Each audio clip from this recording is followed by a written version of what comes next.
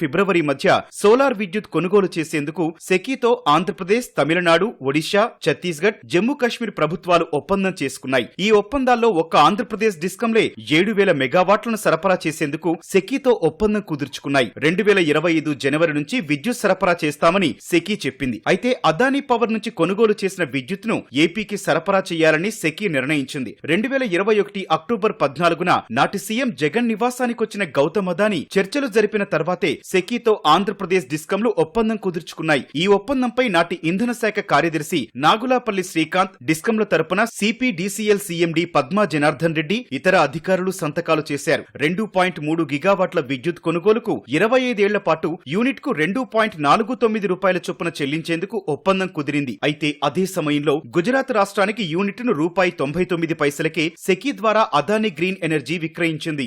అయితే ఇవన్నీ తెర ముందు జరిగిన అధికారిక ఒప్పందాలు. ఈ ఒప్పందాలు కుదరడానికి తెర వెనుక పెద్ద బాగోతమే జరిగిందని అమెరికా కోర్టులో నమోదైన కేసు పత్రాల్లో తెలుస్తోంది. అధిక ధరల కారణంగా సెకీ నుంచి విద్యుత్ కొనుగోలుకు ఏ ప్రభుత్వ సంస్థ ముందుకు రాకపోవడంతో అదానీ గ్రూప్ ప్రతినిధులు లంచాలు ఎరవేసినట్లు న్యూయార్క్ ఈస్టర్న్ డిస్ట్రిక్ట్ అటార్నీ.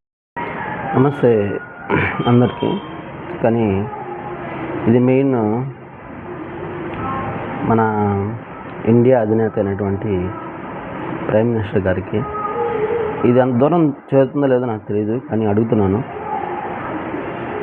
అయ్యా నరేంద్ర మోడీజీ, మీరు వయసులో ఉండేవాళ్ళు, మీకెంత ఒక 16, 20 ఉంటాయి, కరెక్టే కాదంటలేదు.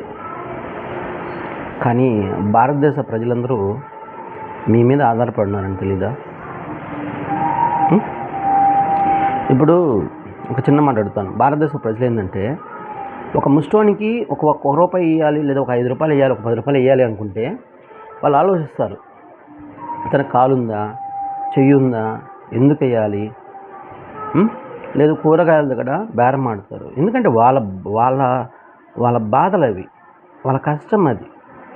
ఒక కష్టాన్ని ఊరక ఇవ్వాలని చూసుకోరు, ఎందుకంటే వాళ్ళు కూడా చనిపోయేంత వరకు జీవించాలి కాబట్టి. బట్ మీరు సునాయాసంగా, మీరు అంటే మీరు చేరదీసినటువంటి అదానీ ఫ్రెండ్, జాన్ జిగ్రీ దోస్త్, మీకు దోస్త్ కావచ్చు, ఎత్తి ఇంకాడైనా పెట్టుకోండి, లేదా మీకు ఇష్టమైతే ఆయన తల మీద పెట్టుకొని తిరగండి. సార్, ప్రజలు నేను సార్ మోసం చేసేది ఇన్ని లక్షల కోట్లు. ఒరే, మీరు బతికి ఏం లాభం? అప్పుడా పదవిలో ఉండి ఏం లాభం చెప్పండి? ఆ పదవి అవసరం అంటావా? ఆలోచించు. దేశానికి, మిగతా వాటికి నువ్వు పెళ్లి చేసుకోలేదని చెప్పుకుంటున్నావే కానీ మోసం చేయట్లేదని చెప్పు. నీ మనసు మీద ఒట్టేసి చెప్పు. ఎంత తప్పు పని ఇది. అంటే ఒకటి సొమ్ము ఒకరు తీసుకోకూడదు, దొంగతనం అనేది నేరము అని చెప్పేసి మనము ప్రతి ఒక్క పిల్లోనికి చెప్తాము. మరి మీరు చేస్తున్నది ఇది నేరం కాదా? ఇది ద్రోహం కాదా? ఈ బతికే కన్నా ఏడన్నా అడుక్కు తింటూ చచ్చిపోవడం మేలు. మీకు దమ్ము ఉంటే నిజాయితీగా బతకంటారు. చూద్దాం. మీకు దమ్ము అనేది ఉంటే నిజాయితీగా బతకండి.